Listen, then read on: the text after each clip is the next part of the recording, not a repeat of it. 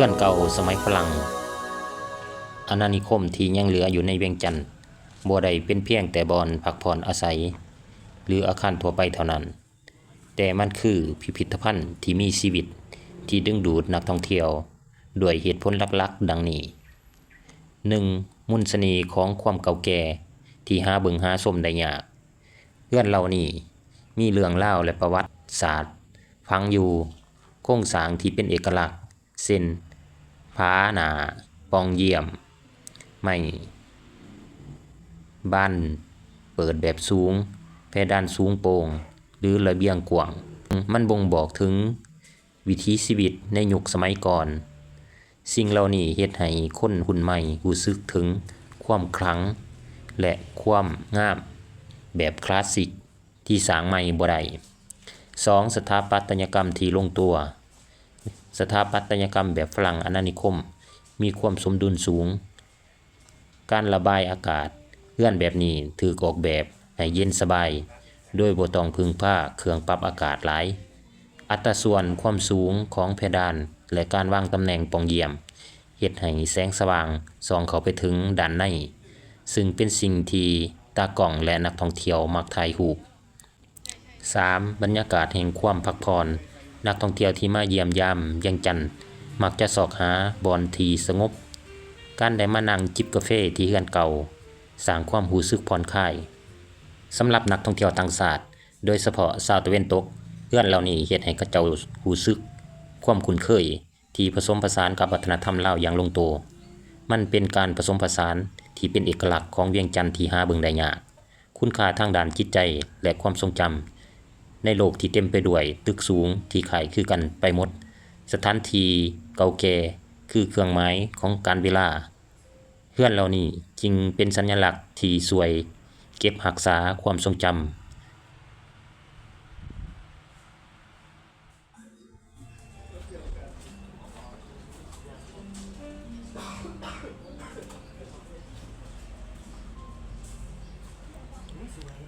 ก็มาต่ออยู่ที่การเฮ็ดขนมครกเนาะถือว่าออกจากเรือนเก่าสมัยฝรั่งมาเฮาก็ย่างมาตามเส้นทางถือว่าไม่เห็นเพิ่นเฮ็ดขนมครกเนาะแล้วก็ขายแนวอยู่แนวกินนี่ก็เป็นการปิ้งซีนหมูแล้วก็เอ็นไก่เนาะถือว่าแม่ค้าก็ขายแนวอยู่แนวกินอยู่ตามทางที่ว่าใกล้ๆกับถาดดำนี่แหละนี่ก็เป็นการปิ้งมันมีขนมจืนขนมห้างผึ่งปิ้งมันปิ้งกล้วยปิ้งสาลี่ตัวนี้ก็เป็นการเฮ็ดขนมครกเนาะแล้วก็ขนมห้างผึ่งถือว่าเป็นการเฮ็ดแบบดั้งเดิมเส้นนี้บ่ได้มาดนบ่ได้มาเที่ยวนี่ก็เป็นแม่ค้าเนาะเป็นลงขายไก่ในสถานที่ท่องเที่ยวแห่งนี้อาหารการกินก็มีความหลากหลายส่วนแล้วก็จะเป็นอาหารลาวปิ้งปูปิ้งปลาเฮามาต่ออีกย่างมาหน่อยหนึ่งเฮาก็จะมาเห็นหาดวชิระเนาะสี่แยกวชิระถือว่าเป็นหาดดังในเวียงจันทน์อีกแห่งหนึ่งตั้งอยู่สี่แยกเป็นหาดกินดื่มเนาะถือว่ายามมื้อแลงก็จะมีนักท่องเที่ยวมานั่งจิบเบียร์เย็นๆ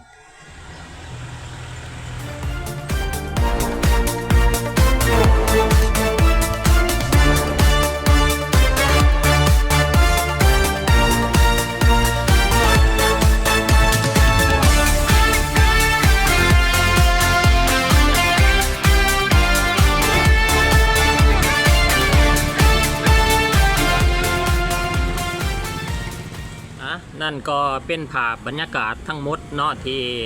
ทางทีมงานเฮาได้เก็บเอาภาพบรรยากาศต่างๆทุกซอกทุกมุมหรือว่ามุมมองต่างๆที่หลายคนบ่เคยเห็นเนาะมาให้ทานได้เบิ่งได้ส้มถือว่าการท่องเที่ยวในมื้อนี้ก็สิ้นสุดลงเนาะถือว่าการท่องเที่ยวอยู่ที่นครหลวงเวียงจันทน์ก็ยังมีหลายๆ EP หลายๆคลิปเนาะที่ทั้งเฮาจะนำมาเสนอแล้วก็เก็บเอาภาพมาให้ท่านผู้ชมได้เบิ่งได้เห็นแล้วก็ได้สัมผัสครับวัฒนธรรมวิถีชีวิตและสิ่งต่างๆที่น่าสนใจในนครหลวงเวียงจันทน์ได้สิ้นสุดเวลาของการท่องเที่ยวอยู่ในนครหลวงเวียงจันทน์เนาะอย่าลืมกดติดตาม